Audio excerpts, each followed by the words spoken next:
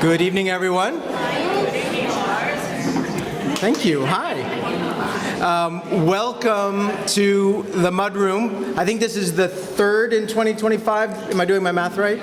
Yes. Welcome. My name is Lars. I have the the pleasure of serving as executive director here at AVA Gallery. Thank you. Just to do a little pulse check here, how many of you are here for the first time? Ooh, we got a lot. Great. So I'm going to give my long spiel. You guys are going to have to wait an hour, and then we'll get to the program. No, seriously, AVA is a member-supported gallery. We are also a visual arts center, which means we're really invested in supporting the full life cycle of the artist. You know, as we support their work in our artist studios, we support their livelihoods by offering classes, and then, of course, we mount monthly exhibitions of stunning work like Misu Bang here, an artist from Burlington, Vermont. Her Heroine series really tackles complex issues, including domestic violence. And this year, or for this show, I want to make sure you know that the proceeds from any sales, 10% go to support, well, actually 20%, because we're matching the 10% that she's giving to shelters in the greater Burlington, Vermont area. So please take your time with the art afterward. I really like this intersection, especially now at this moment where art can advance some of the needs in society that aren't being kept up with by government and other actors. So with that, also want to let you know that you can support AVA by joining as a member.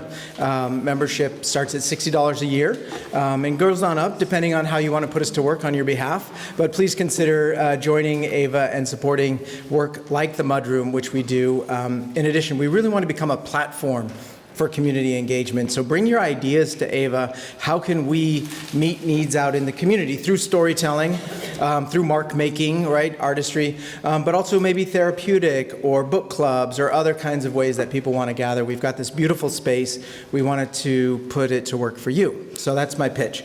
Before we get going tonight and I introduce our MC, I want to thank our host committee. These shows only come together with a lot of work. The part of volunteers. That includes Cheryl Trainer, the fabulous Cheryl Trainer.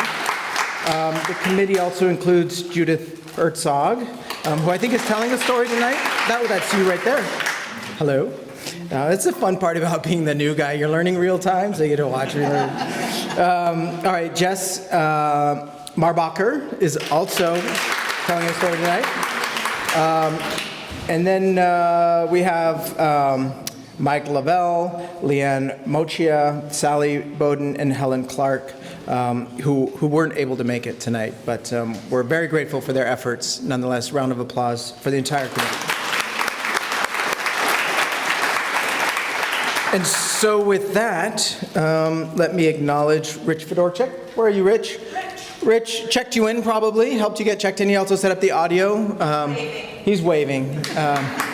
Very good. Thank you, Rich. And Thia Daniels. Is Thia here? Also a volunteer. There you are. Thank you so much for your efforts on our behalf. Who else? And Jam. And Jam, of course. We have Jam here tonight. Woohoo! Coming over the river. That's Junction Arts and Media, for those who thought it might be strawberry. Anyways, with that, let me hand it over with my absolute pleasure to Jess, who's going to be your navigator, host through stories tonight. Jess.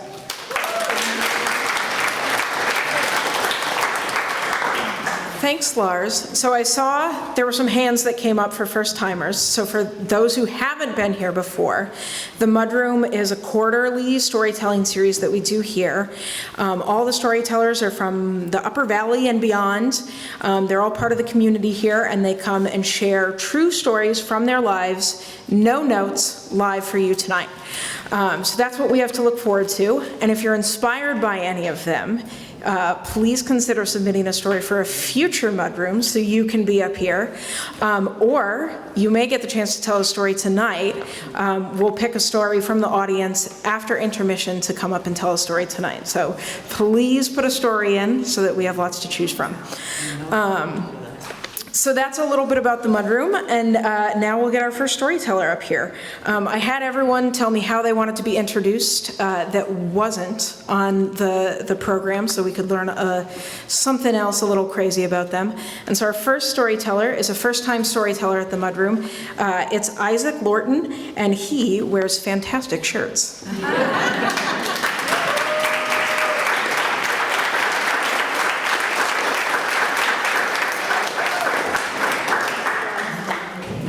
Hello, everybody. Okay, so, all right, recently I visited my hometown of Prescott Valley, Arizona. I was going for my grandma's 75th birthday, but whenever I go home, I visit my best friend, Kenny. Kenny is a brother to me, his family is a family to me, and I always hang out with them, and we always cook. It's always like grilling or some sort of cooking together. And Kenny now, currently, he runs a kitchen at a senior community and senior center. He is a very good cook, but we've always had this bond of cooking. And when I went home, we were sitting around his family's house. They have this outdoor porch, covered porch, and we were grilling and talking and, you know, doing what you do when you catch up. And Kenny now has a wife, Alexis, and 2 daughters, Amber and Kaylee. Amber is 9, Kaylee is 4, and they had never heard stories about their very responsible father. And when I go back, it usually ends up telling stories from our high school years, and this particular story starts with Kenny texting me. Probably we were 17 years old. We don't remember the date. I was asking him earlier, like, what time was this during seasonally? And he was like, I don't know, maybe summer, maybe spring. And I was like, I think it was fall. So we don't know what it was. But he had been camping, and I get a text on a Saturday morning telling me to bring him duct tape and some towels. That's it. And I tell him, okay, yeah, I'll do that. That's what best friends do. He asked for something, I will bring it. I was going to meet them later up this mountain, Mingus Mountain. My hometown, Prescott Valley, Arizona, it's northern Arizona.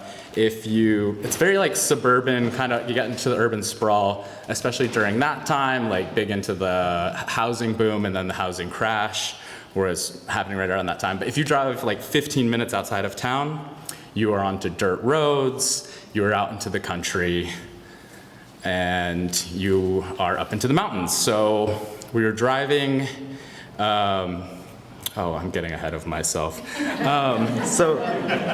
Sorry. Kenny texted me to bring him a towel and some duct tape. And I said yes. And then about 3 hours later, he gives me a call and says, I'm at the hospital. I accidentally stabbed myself in the leg. And I'm getting stitches. And I said, okay, cool. Call me when you're done with that. And I was like, we don't have to go camping. It's totally fine. Just call me when you're done with that, and we'll figure out what we're gonna do. And about an hour and a half later, he calls me and says, we're gonna go camping still. And I was like, all right, cool, yeah, let's go camping, sure. And at that time, I was driving a 1976 Dodge Colt. I don't know if anyone knows what this looks like, but it is a small 4-door sedan. And my friends called it the Harry Potter car. But it is not the best for off-roading or anything like that. But as we drive probably 30 minutes outside of this town up a mountain, we're starting to get into like very rocky areas, going very slow, just crawling up this hill. And it's like a class 4 road out here, just like back roads. Mostly ATVs are on this, but right now the Harry Potter car is going up the mountain with my friend Kenny, who just recently had stitches. And I'm asking him how he did this, and his shoulder dislocates, and he had also just bought a Bowie knife, like yay big, probably an Army Supply, like store, or maybe Walmart even, but he has this giant Bowie knife that he somehow said he was chopping wood the previous day and stabbed himself in the leg. And so he had to get like, I think like 17 stitches on the outside. I don't know how many on the inside, but he's like jazzed to go camping, so we're going camping. And it's with his older brother, Scott, and his older brother, Scott, always hung out with some interesting people and some like people we didn't really trust. And he's a couple years older, and they're already up there camping, and so we get up there, and as it is relatively rural Arizona, everyone has guns, and everyone is like target shooting and just kind of like hanging out. It was fun. Everything was going good. And then as the night progresses, people start drinking, there is smoking, and at one point, there is we're sitting all around the campfire, and there is shots that happen over our heads. And we're like, wait, everybody's here. What's going on? And 2 guys kind of walk out of the brush near this cabin, and they're laughing and saying, oh, like, wasn't that a great joke? And we're all like, no, you could have been shot. We are also all carrying guns. And it was a former ex of one of Scott's friends, and they had come to, I guess, like rain on the party, rain on the parade sort of thing. But they stayed there for a little while chatting, and it was very awkward.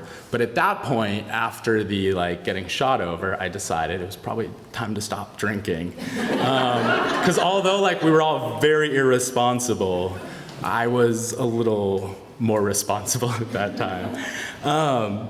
And so these 2 guys, they're sitting there very awkwardly trying to have conversation and maybe trying to get back into this girl's life. I don't know. It's not the way to go about it, but that's the way they chose. And eventually, I think the awkwardness reaches a level where they're like, hey, let's get out of here. And they leave. They go down the hill, no problem. And we're just like, all right, let's continue on with this night. And that, for Kenny, means like, I'm going to keep drinking and telling everybody the story of how I stabbed myself in the leg.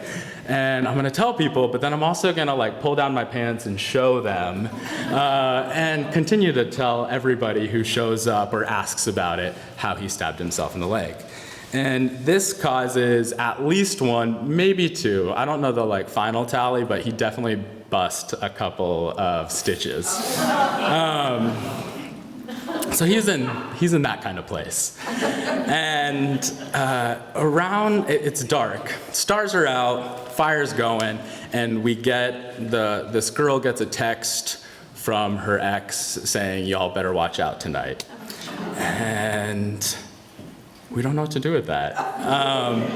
But being, I guess, teenagers or early 20-somethings, and Kenny and I being the youngest there at 17, Kenny's older brother Scott goes into like action movie mode and is like, we all need to go down the mountain tonight. And so a caravan of like buzzed or people who had stopped drinking are gonna like head down the hill. And so we pack up our camp, put out the fire, and we'll pack up the camp partially because we're like, hey, we just need to get out of here. And Scott then goes, yes, into his best Rambo impression, and he's carrying an AR-15 in the back of a truck as we're like going down this mountain, and at times he's just like stopping and like waving people along, let's go, and it's just like, it was all unnecessary. But fortunately, no issues were had, and we get back to Kenny's house, and Kenny's house was always the like cool house where we get to hang out, we get to smoke in the basement, and so it was very much a safe haven. And when we get back, we're all, pretty tired, so we just pass out in the basement. And then in the morning, Kenny and I, which we had become kind of, I guess, famous for at that point, is we would always cook people brunches after. And so we woke up the next morning and we cooked everybody brunch. And then we went back up to the camp and we loaded up all of our stuff and we brought it back home. And I sat there surrounded by his parents, who they've already heard this story, my mom, who's already heard this story, and his wife and his 2 daughters, who have never heard this story. And that's when they learned where Kenny really enjoyed starting cooking for people. And that is my best friend, Kenny.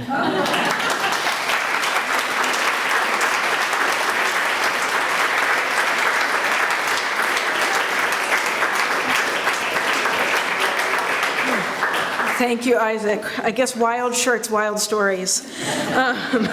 Our next storyteller is Judith Hertog, who, as we mentioned, is on the committee.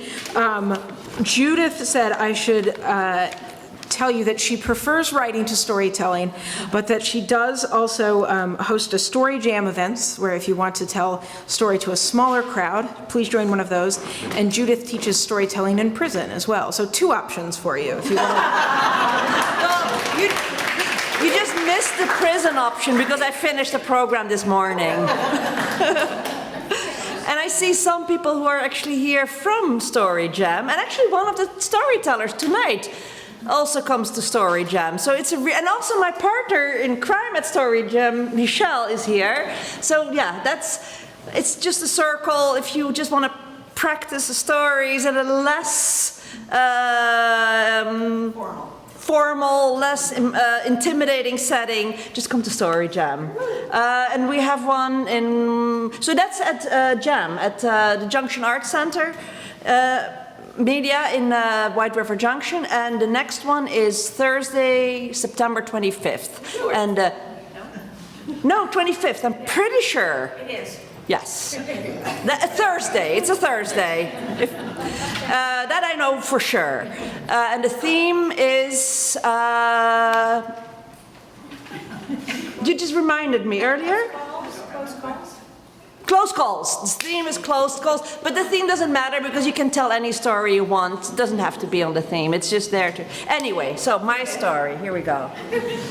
So, just a few weeks ago, I was back in Amsterdam, and I met up with my friend Yair. I see him every time, often see him when I go back to Amsterdam. And as we were talking about work, our families, our children, I remembered how the first time I met him was 23 years ago at the funeral of my friend Esther.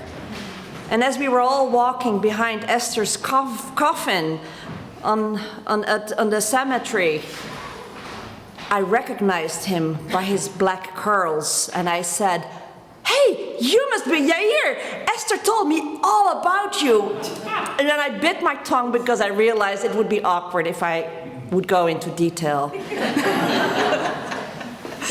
Now, Esther was my friend from high school, and I guess I can say that we bonded over boys. Her first boyfriend was also my first boyfriend, not at the same time. She was 2 years older than me. So after she had broken up with him, then he became my first boyfriend. And when I had broke up with him, and I met her through him, and when I broke up with him, I stayed friends with Esther. And Esther was one of the most starry-eyed, unrealistic people I knew. She had no patience for reality. She was always dreaming about more. And she was always in love and had a series of boyfriends who always was going to be, the next one was always going to be the love of her life. And then by the time you remembered his name, she was on to the next love of her life. And she could pull that off because any guy she had an eye on would fall for her because she was beautiful. She was half Indonesian, half Dutch. And she had long, straight, shiny black hair till her waist, and big brown eyes, and a round face, and she was petite, like a doll, and everyone who saw her immediately fell in love with her, including sometimes her friends' boyfriends, which was also annoying. And yeah, so she was just this beautiful person, but who was a big dreamer and always had a new boyfriend. But so when I finished high school, when I was 18, I left the Netherlands. I went to Israel and then Asia, and I ended up in the US. But all those years, I always stayed in touch with Esther. And every time I was in Amsterdam, we would get together. And she was kind of the touchstone to my life. I remember a time we met when, I guess I was 24. We met at her favorite New Age tea shop. I was 24, and I just started graduate school in the US, and my boyfriend and I had gotten married, who's still my husband, who's sitting there, for very practical reasons. He figured we needed to be married so we could get student visas together, and I thought we were getting married for a flight ticket. But anyway, we got married, and I was like really adulting. I was in graduate school. And Esther and I had this conversation about passion. And she told me that she was afraid not to live life to the fullest, that she didn't want to settle. She wanted it all.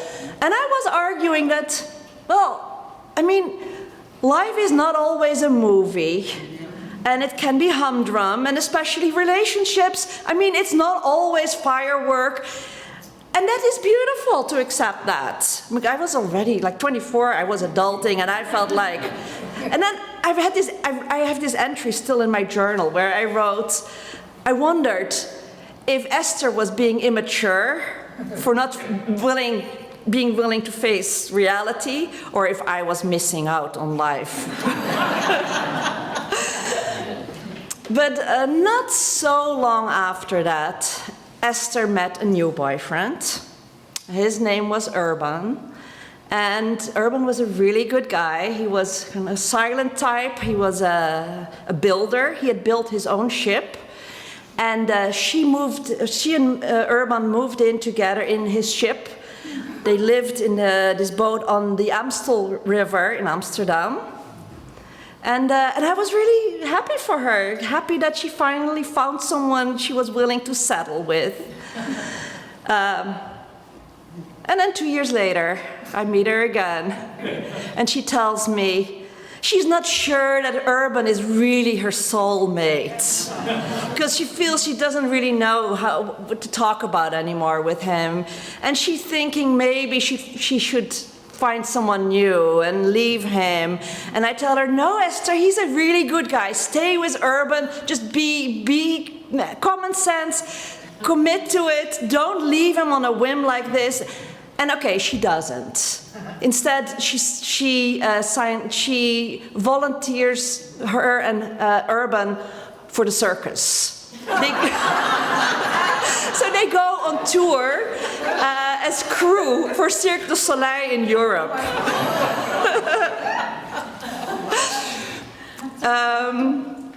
And I think a few weeks into their tour with the circus,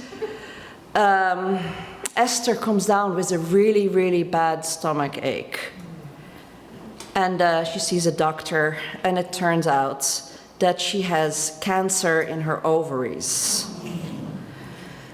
And the doctor advises her to remove her ovaries. And Esther wasn't even 30 yet at that time, and she refused. She said she wanted to have children, and she was convinced that with alternative medicine, she could beat this cancer. So she told the doctors she was going to wait, and she started, I don't know what, homeotherapy, acupuncture, meditation, faith healing, everything. And at her next checkup, it had spread from her ovaries to her uterus, and they had to take everything out. And then I met her just as she was about to start chemotherapy, and she told me she'd broken up with Urban. She had been in a New Age bookstore in the section about books about dying, and she was looking at these books, very emotional, and then she met this guy who was also there, also very emotional, and they really bonded. And she tells me, it's so special. I've never had anything like this with any guy. It's like when we are together, we are floating in a different dimension. Okay. By the time her hair has fallen out, the guy is also gone. But her hair grew back, and actually she was doing fine. She was, after that, her cancer was in remission, and this was the first time since she had been a teenager that she was single, and she decided to finish her high school. She got like a GED. And she enrolled in college. She studied anthropology. And we continued our conversations and our correspondence. And we would write about anthropology and her studies, and she'd send me her papers. And she was actually kind of maturing and doing really well. But then it all fell apart in the fall of 2002 because her test results came back really bad. And within a few weeks, she had to be rushed to the hospital because it turned out that the cancer had spread all over. And they had gotten into her intestines. And she had emergency surgery. They cut out part of her intestines, put in a colonoscopy bag, and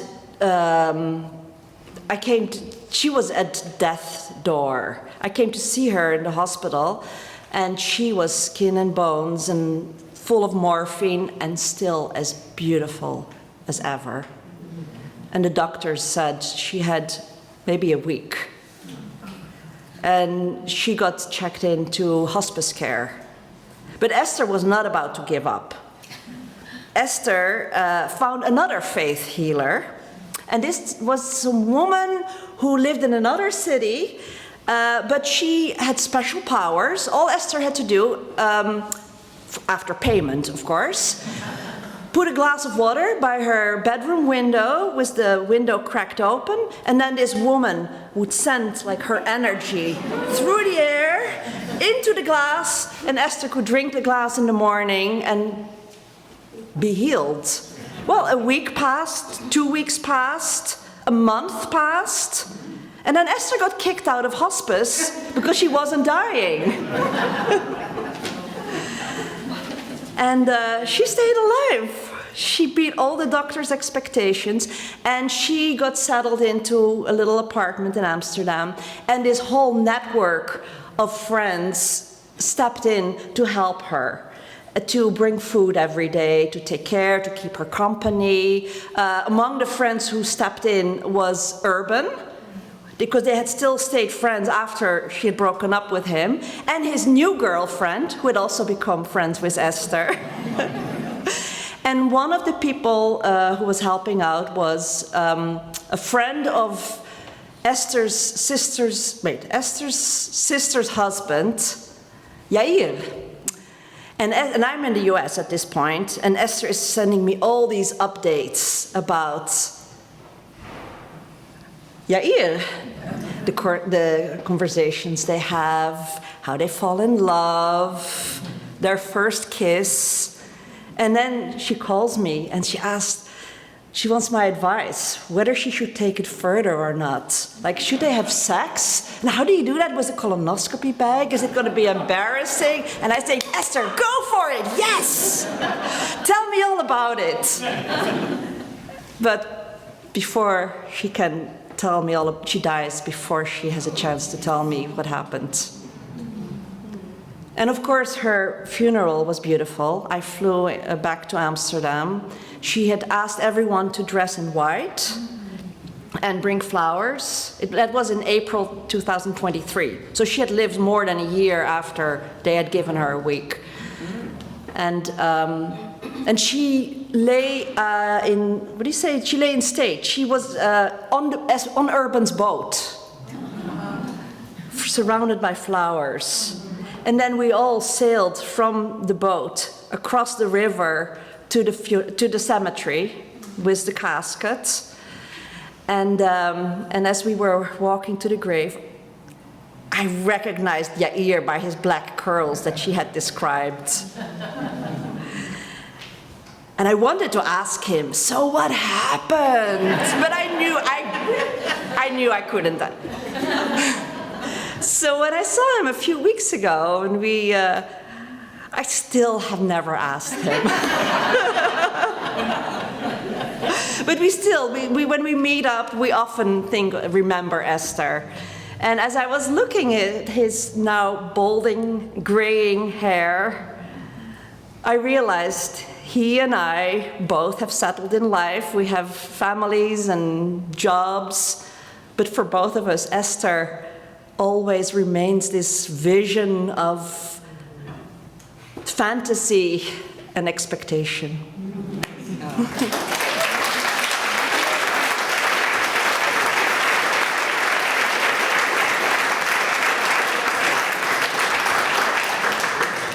Thank you, Judith. Our next storyteller is Beth Ryan. She asked me to introduce her by saying that she has lived in 3 countries, but traveled to 35. Please welcome Beth.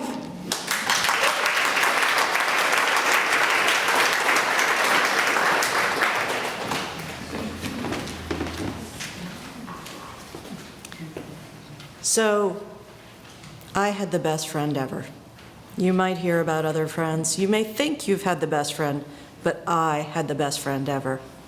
Leslie Medeiros. It was 1978. Staying Alive was the #1 hit. Saturday Night Fever was the #1 movie, at least among 8th grade girls. Leslie and I would have sleepovers every weekend, and like most really close friends, we would stay up all night. We would wait until our parents went to bed and we'd sneak out just to be naughty. We would bake brownies and chocolate chip cookies and eat until our tummies hurt.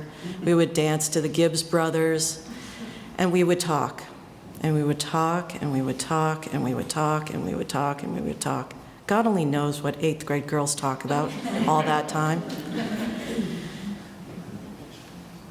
Leslie was the best friend ever, ever, ever, ever, ever, ever, until she wasn't. In 9th grade, Leslie decided she hated me. To this day, I don't know why. I was a pretty typical teenage girl, very much like Leslie. I wasn't fashion forward. I liked to read books. I raised my hand in class. I may have been a bit of a know-it-all, but All in all, very, very average. But Leslie had decided I was not going to be successful in high school. And so she convinced all of the other students in the high school that I needed to be hated. And so it was old school, old-fashioned bullying. It was shoving and tripping and notes on my locker and tacks on my seat, no one to sit with at lunch, you know, old school. Don't feel too badly for me, because a lot of you went through the same thing. It was 1978. So the final straw came one day when there was a note inside my locker, and it said, "Nobody likes you, you should die." That got me to talk to my mother. And my mom was very sympathetic, and she asked, "Is there anything I can do for you?" And I said, "You've got to send me to boarding school." And she said, "Oh, honey, that is not going to happen." And of course, I burst into a gale of tears, and I just cried and cried and cried and cried and cried. She said, "Isn't there anything I could do for you maybe now? Is there anything I could get for you?" And she said, "Anything." And I said, "No, nothing, nothing, nothing, nothing, nothing." And I stormed off. But then a thought occurred to me. See, she had a friend, Carol, and Carol had a great big color TV, and we had just a little itty bitty black and white. And Carol liked to feed her babysitters all the best snacks. It was Breyer's ice cream, Pringles, and Fiddle Faddle. At my house, we had Fig Newtons and sometimes off-brand ice cream.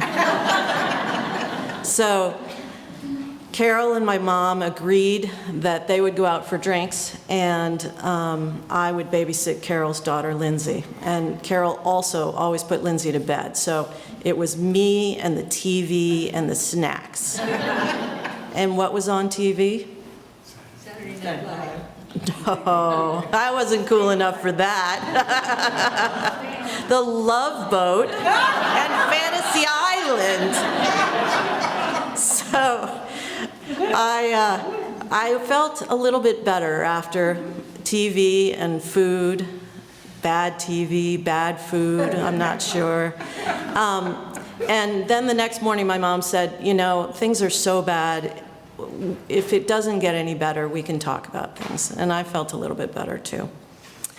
But then Monday rolled around, and I had to go back to school. And in my household, unless you spiked a fever over 100 or were throwing up in the last 24 hours, you went to school. So off I went.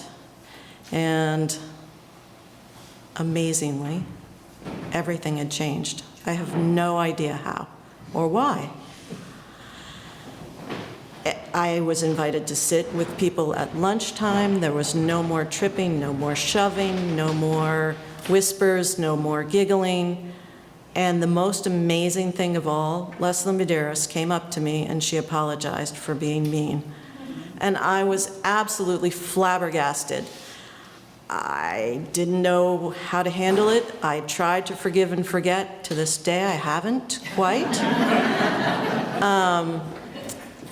But I went home and my mom said, "How were things at school?" And I said, "I don't know why, but they were so much better." And my mom, she smiled, and then she started giggling. And I was like, "Okay, that's not fair. I know that you're happy for me, but laughing just doesn't seem appropriate." So she said, "Oh, you don't know what happened." And I said, "What happened?" And she said, "Well, I was telling Carol about your woes, and Carol called Leslie Medeiros' house. And she got Leslie on the phone. And she said, 'Leslie, this is Carol. I have friends in the Irish Mafia in Boston.'" "And Leslie, I know you've been being a shit to my friend Beth Ryan. And if you continue to do that, I'm going to send somebody to break your legs." And she went on. And I know you're thinking about telling somebody about this, but I can assure you right now, if you tell anybody, I'm going to have them burn your house down. And she hung up the phone. The next year, Leslie Medeiros went to boarding school. And several years after that, my friend Carol became the godmother to one of our children. Thank you very much.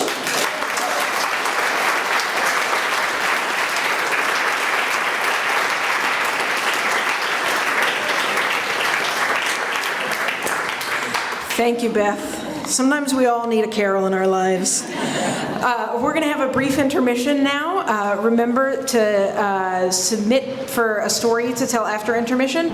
And also, please enter the raffle, which will draw raffle tickets when you all come back. Thank you.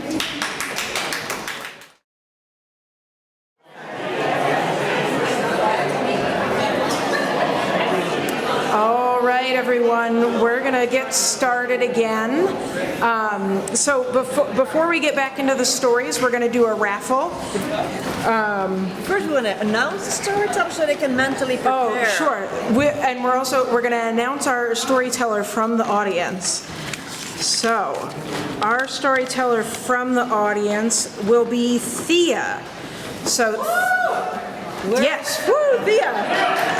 All right. So stay.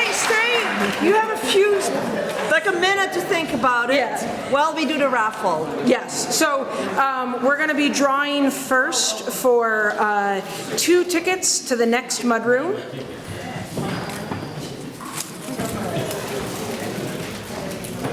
Okay, this is the one. All right. This is Lindsay Hubbard. Yay, Lindsay! So we're going to give it to Cheryl.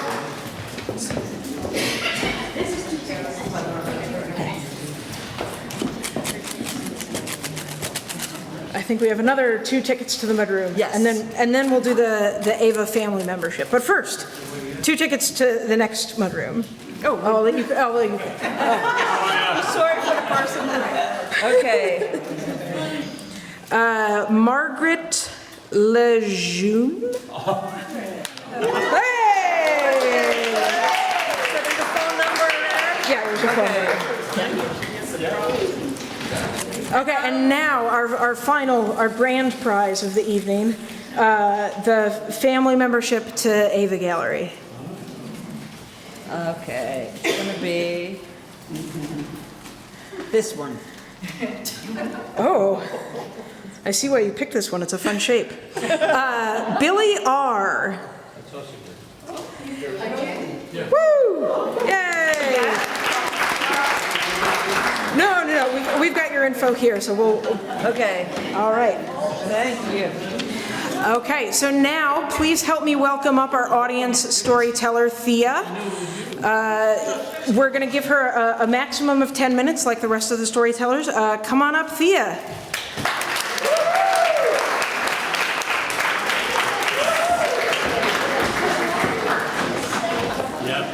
Well, this is very unexpected. I'm going to take you back to about, what? Can you hear me all right? Okay. What? Louder? I should speak louder? Into the microphone. Pull it down.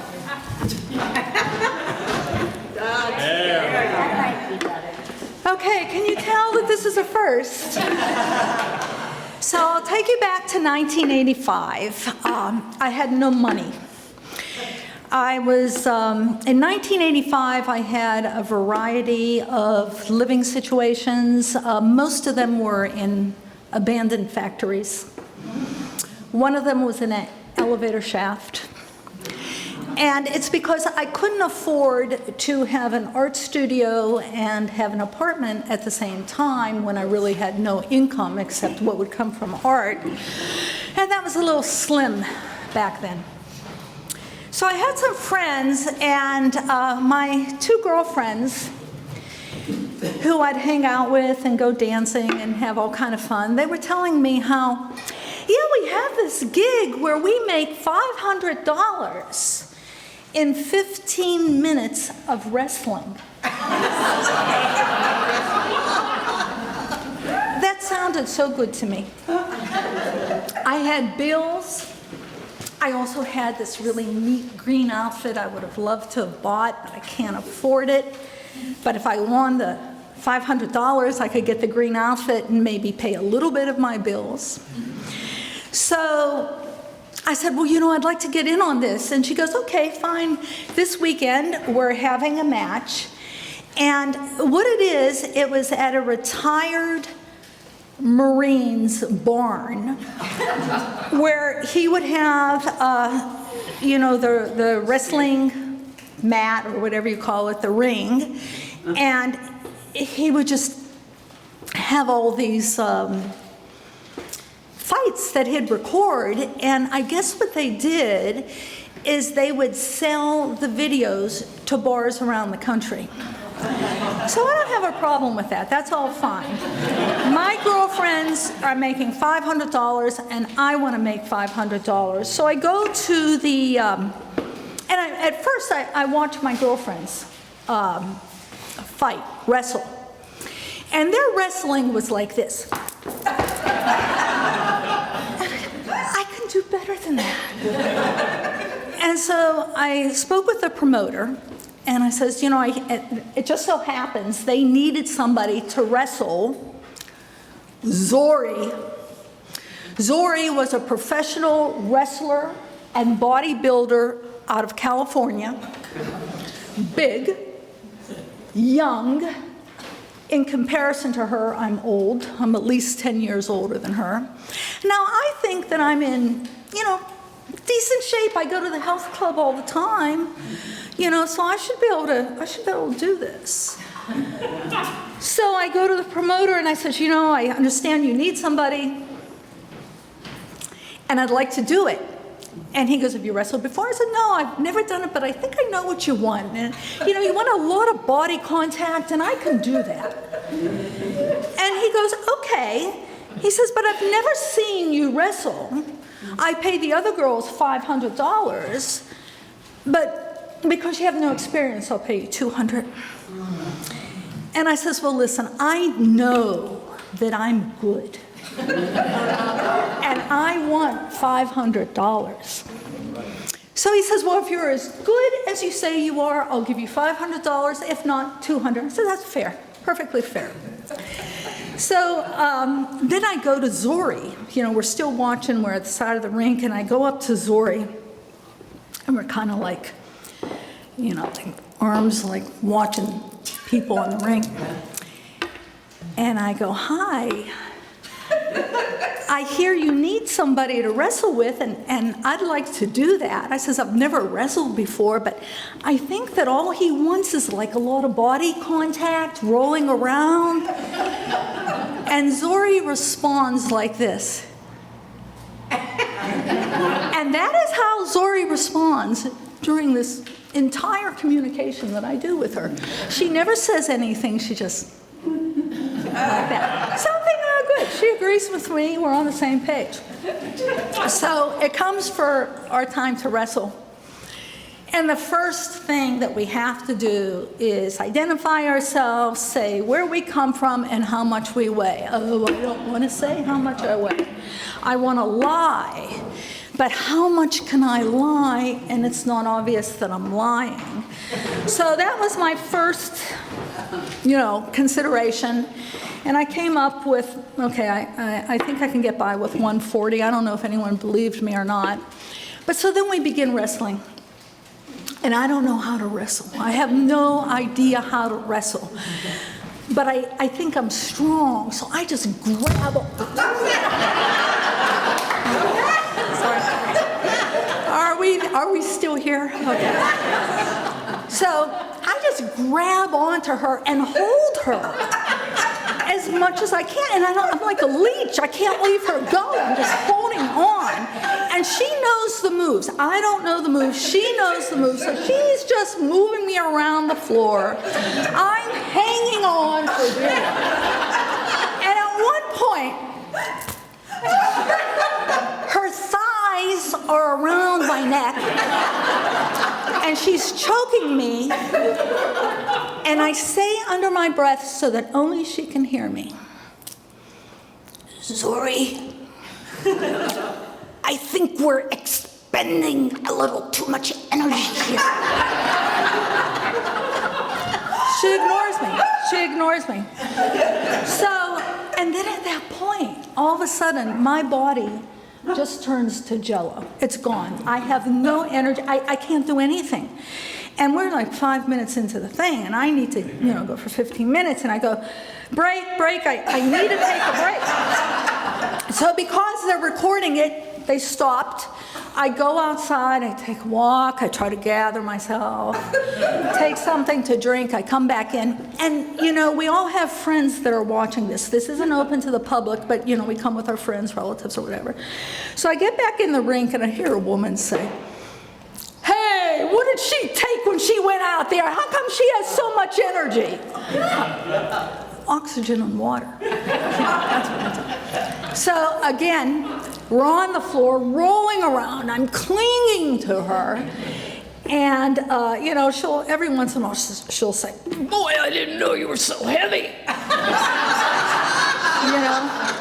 And we get to another point, and I said to her, I go, and the way I talk is because she's choking me. She's choking me at this point. And I go, "Zori, how about if I let you get this one and you let me get the next one?"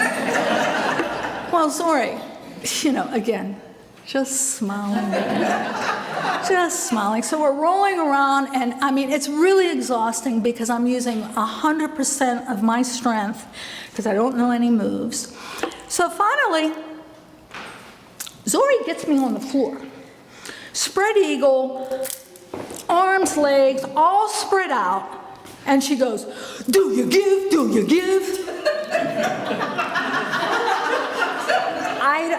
I don't know what she wants. I don't know what she's talking about. And I'm just looking at her. "Do you give? Do you give?" She obviously wants something. And so I go, "Yeah, I give." So she gets off of me, gives me her arm. I grab her arm to pull her back down on the floor because I didn't know that I just gave up the fight. And so she goes, "Whoa, so that's how you want to play it." And then they told me that the thing was over. And so that was it. And so she won. Surprise, surprise, surprise. And after that, I spoke with a promoter. He loved it. He loved it. I got $500. I got an offer to travel all over the United States to wrestle. Well, that evening, I couldn't walk. Because what she effectively did, it was like putting my spine through a mangler. She twisted me, and I went out dancing that night with my friend, thinking that everything was fine, and then all of a sudden it all hit me, the pain. I couldn't walk. I had to hobble back to the car and go home, leave the dance. And I realized that I could never, ever, ever, ever, ever go into the rink again unless I learned how to wrestle, and that's just not going to happen. So that was the story. I got my outfit, maybe paid half a bill, and that's it. That's history.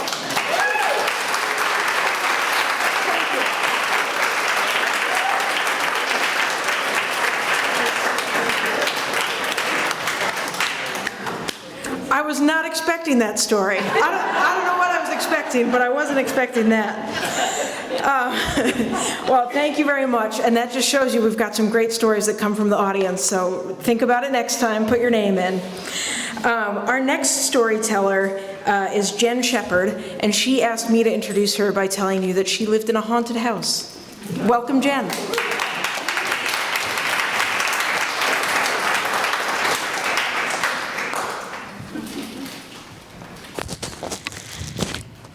Okay.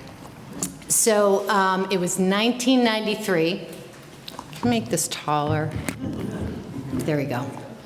And I had just graduated from college in Boston.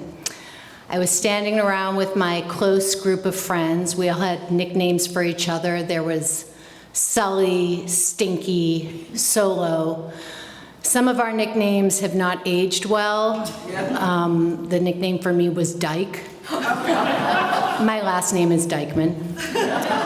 And another one was Rain Man. He was probably on the autism spectrum, but we didn't know what that was in 1993. And we were just standing around talking, and Sully says to the group,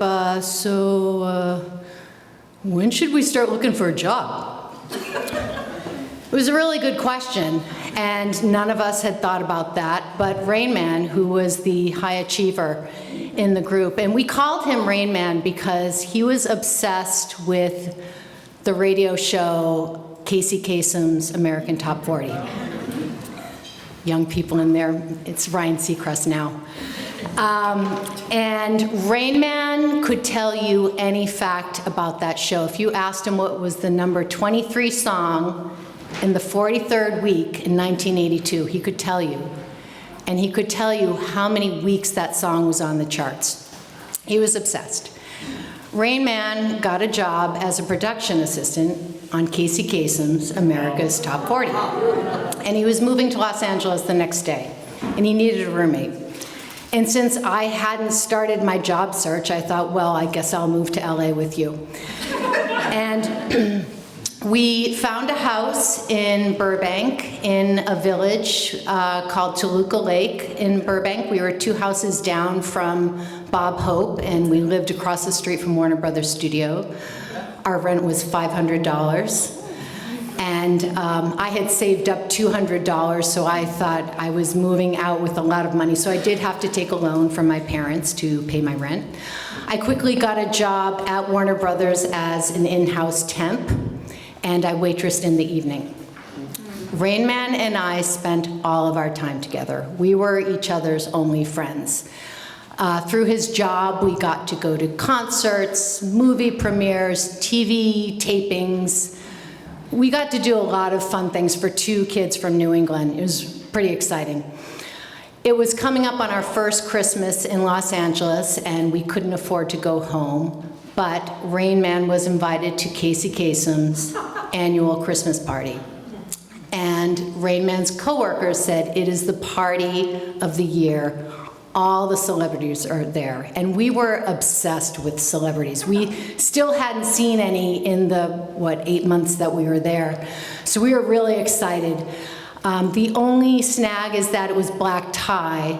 So I did have my mom ship out a dress that I wore to my senior prom.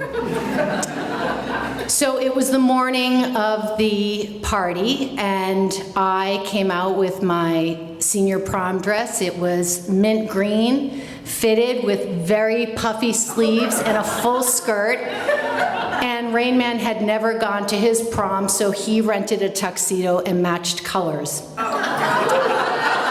So we took I had a Chevrolet Cavalier, and we called it the Chevy Cadaver because it died frequently. And we drove out to Beverly Hills to the address that was on the invitation. And it was a valet stand, and we didn't have any money, so we parked ourselves, not realizing it was probably covered. So we walk over to the valet stand, and they had horse-drawn sleigh rides to Casey Kasem's house, which was about a 3-mile sleigh ride away. So we got in. The horses were in all kinds of Christmas colors. The driver was dressed as Santa Claus. And up we went up to Casey Kasem's house. When we got to the bottom of his driveway, there was snow everywhere. Snow falling. If you look off to one side, there's kids in old-timey clothing having snowball fights. If you look over there, there are real live reindeer just hanging out. And we go up to the driveway, and we get out, and we go inside, and every inch of the ceiling had chandeliers that looked like icicles hanging down. The walls were covered in gift wrap, and the floors were white shag carpeting with sparkles. And again, you look over here, there's Santa and Mrs. Claus baking gingerbread cookies and passing them out. You look over there, and there are Christmas elves building toys. And then you look around, and there were so many celebrities, and we looked like, well, we actually looked like two kids who should have been at a prom, but we just sat there. I remember just not knowing what to do with my hands, like a lot of this, and we were just like standing around like this. Rain Man never really spoke anyhow, so it was just quiet, and we saw Jay Leno, Joan Rivers, Tony Danza, who was a big deal back then. So we were very excited and started to feel awkward because we didn't know what to do. People were mingling, and we saw a table where everyone was walking over to, so we went over there and realized it was assigned seating for dinner. So we found our table number is 59, and we're looking around, and we're in this grand room, and, you know, not seeing 59, so we start wandering into the next room looking for table 59, and then we go into another room, and then another room, then another room, then another room, then another room, then another room, and we see two tables, 59 and 60, and 60 was actually a staging area for the caterers. So we sat down, and we were so excited because we could see all the way to the front room, and we could see all of the celebrities, and we didn't talk and just did this the whole time, like, I can't believe this is happening. So I'm looking up ahead, and I see Rodney Dangerfield. And Rodney Dangerfield was a hero in my household. My dad loved him and used to say, "I get no respect," probably 3 times a day, and it was never funny, but he always thought it was. So since my dad loved Rodney Dangerfield, I loved him, and I watched him, and he was holding his ticket, and he was coming through the rooms, and he was going into the room, into the room, into the room, into the room, into the room, into the room, and walked into our room and said, "Are you fucking kidding me? This is the kids' table." And it was. I was sitting next to the caterer's son. And he was with his wife, who just kept patting his shoulder, and he's like so pissed off. And he sits down at our table and doesn't talk. And his wife, Joan, spoke to us. She was lovely. "Oh, where are you kids from?" She wanted to know everything about us and just ignored him, who was pissed. And he didn't speak the whole time. And so we had dinner, we had dessert, we knew everything about Joan, she knew everything about us. And our cheeks were starting to hurt from all the smiling, so we were gonna call it a night. So Rain Man and I walked back to the valet stand to take the sleigh ride back to our car. And who is there but Rodney Dangerfield and his wife. And Rodney is still pissed off. He hasn't spoken at all. So we get to share the sleigh ride back to the valet stand. And we're going along, and all of a sudden the sleigh kind of comes down. And our Santa Claus driver only spoke Spanish. And Rain Man spoke a little bit and was able to tell us that the wagon wheel had broken. And this was before cell phones, so we were going to have to wait for the next sleigh ride. And we had left early, so it was going to be a while. And Rodney was like, "Are you fucking kidding me?" So Rain Man looks at me, he's like, "I'm gonna go get the cadaver." So he grabs my keys and he runs the mile to get the cadaver and comes and picks us up. And the gents sit up front and I sit in the back with the wife, who was so polite. She's like, "This car is lovely." And we drive back to the valet stand, and they get out, and I get in, sit in the front seat next to Rain Man, who I still don't think had said anything that whole night. And they walk away, and I see the wife patting Rodney's shoulder, and he rolls his eyes, and he walks back to the car, and he knocks on the passenger side window. Now, a week prior, my car was sideswiped, so the window didn't roll down. So I started cranking it down, and it only was about this much. So he turns his head into that spot and he's like, "I'm sorry about tonight. You kids are all right." And then walked away, and Rain Man and I were like high-fiving each other very subtly, and we were pretty excited, and that was it. Thank you.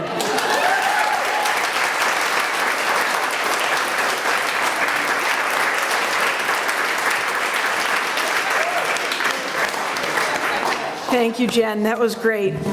Oh, you're taller than I am. That was great. Our last storyteller this evening is a frequent storyteller here with us, Kevin Gallagher. He told me to introduce him by telling you he has an interesting family. His father worked for J. Edgar Hoover, and his mother was Jimmy Hoffa's secretary. Here's Kevin.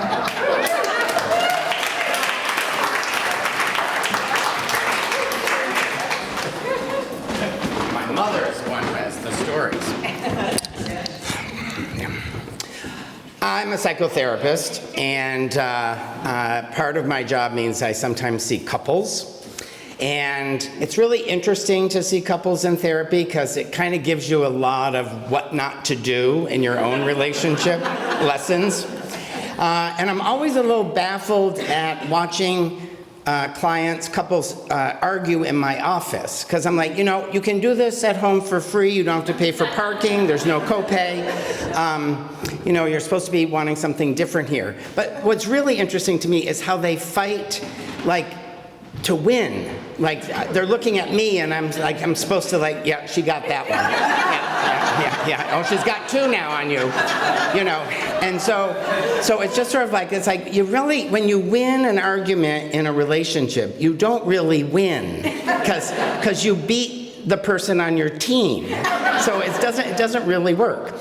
But as a therapist, I'm also just a regular person, so I get caught in those same stupid fights, with my partner. Years back, it was winter, it was cold. We sort of thought we deserve something special in our lives. We're gonna go to the Caribbean. So sand, surf, and sun, we head off to San Juan, Puerto Rico. And it was beautiful, beach was beautiful, people were lovely, food was great. And one night, we were going into Old San Juan for dinner. Long day on the beach, little redder than a human's supposed to be these days, but there wasn't sunscreen back then.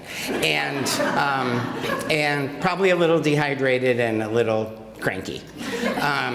So the whole plaza in Old San Juan, it's just all lit up, a lot of music, a lot of tourist shops, a lot of tourist restaurants. And so we're like, let's go down some of these side streets and try to find something a bit more interesting. So we're going down these dark streets and these beautiful little restaurants. We go up to one and I'm like, this one looks good. And Michael says, it doesn't have enough people in it. I don't want to eat in a restaurant that's kind of empty. Plus it's empty, so it's not really a good thing if a restaurant's empty. So then, he'll find another one and I'm like, I sort of wanted fish and they don't really have fish on the menu that I'm looking for. And then I would find one and he'd say, oh, it's too crowded, we're gonna have to wait. So it's one of those things for anyone who's in a relationship, those times when you really, really want to like the person you're with, and you just don't. He's just a jerk. He's just an idiot, and I have to be on vacation and go to dinner with him.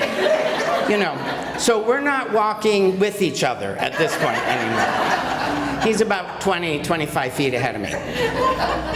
This kid comes out of nowhere, probably, I don't know, late teens maybe, and starts speaking to me in Spanish. And I said, no hablo español. And he keeps talking to me, and I said, I'm sorry, I don't speak. Do you speak English? I don't speak Spanish, sorry. And so Michael turns around and says, what are you doing? And I said, I'm talking to this guy. So I said to the guy, I gotta go. So he says in English, give me all your money. Yeah. So it's like, oh, you do know a little English, don't you? Yeah. So he pulls out a gun. At this point, I'm in a mood. So I push the gun aside and I start walking toward Michael. And he catches up with me, and he's got the gun in my side. And I catch up, and Michael's like, "What are you doing?" I'm like, "This guy wants to rob us. He's got a gun, but it's fake." So I said, "Let's just keep walking. Let's just keep walking." So the three of us are walking, Michael, me, and my new best friend with the gun here. And he's like, "First of all, I don't really understand. Why did you stop to talk to him? You don't speak Spanish." And I said, "I did not stop to speak to him. I said, he stopped to talk to me." And he said, "But you don't speak Spanish." And I'm like, "And I told him that." And he's like, "And then how do you know?" He's like, and I said, "Look," and so this poor kid, he could not get a word in edgewise. He couldn't get a gun in edgewise. Like, we're just bickering the whole time. This way, you know. And so he's like, "Well, so what's your plan now?" And I said, "Let's just walk into the plaza where it's lit and there's a lot of people, and, you know, he'll probably leave." And I said, "You know, you're making me feel like this is my fault." And he goes, "I'm pretty sure it's not mine." He's like, "Just saying, I really didn't do anything, you know, to deserve this." So we get out in the plaza, and the kid stays with us, like on a crowded sidewalk. Michael, me, and my friend. So he's like, "Well, now what's the plan?" I'm like, "Let's just keep walking. First bar on this side of the street, let's just duck in." So we get to a bar, duck in. It was like one of those kind of scenes in a movie where they drag the needle across the record. Music stops, everyone stares at you. It was a local dive bar that, you know, beer-soaked carpet and smoke down to here in the room. And we walk in, and I said, "We're better off with the guy outside." So he waited for us, fortunately. So we go back out and pick up where we left off. And we go to the next bar. And the next bar, open the door, and the guy says, "Hola, amigos, couple of margaritas?" And it's like, "Yes, please, yes, please." So we sit at the bar, it's pretty empty, and we can see our little friend pacing outside. And so we're having the margarita, and Michael said, "You know, how did you know the gun was fake?" And I said, "Well, you can tell a fake gun." And he's like, "Have you ever seen a gun?" And I said, "No, but, you know," and of course he took hunter safety when he's 9, you know, he's had guns his whole life. I'm like, "No, I've never really seen a gun in person, just on TV, but you can kind of tell." And he goes, "No, you can't tell." So after the first margarita, the guy left, so we had another margarita, and that's when we it felt really good, I have to say. The tequila felt really good, especially on an empty stomach, you know. It worked really well. And so, you know, we were talking about the poor kid, you know, he's got to go back to all his friends, you know. Couldn't even get $10 off 2 gay middle-aged men, you know. It's sort of like, that don't even speak Spanish. Like, it's sort of like in the dark on a side street. It's like, oh, poor guy's got to really up his game a little bit. So we finished the second margarita. The relationship was in better shape again. But we decided we wanted to just eat in the loud, open area where everyone else is. So we went to Hooters and had a lovely time.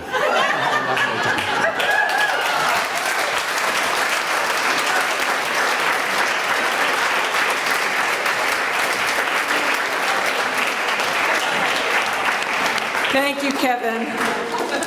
So that was our last story for the night. I want to thank you all for coming, but I also want to remind you that our next Mudroom is in December. It's December 11th. The theme is holiday disasters. So you know there will be some good stories, and hopefully some of them will be from you. Please join us then. Thanks.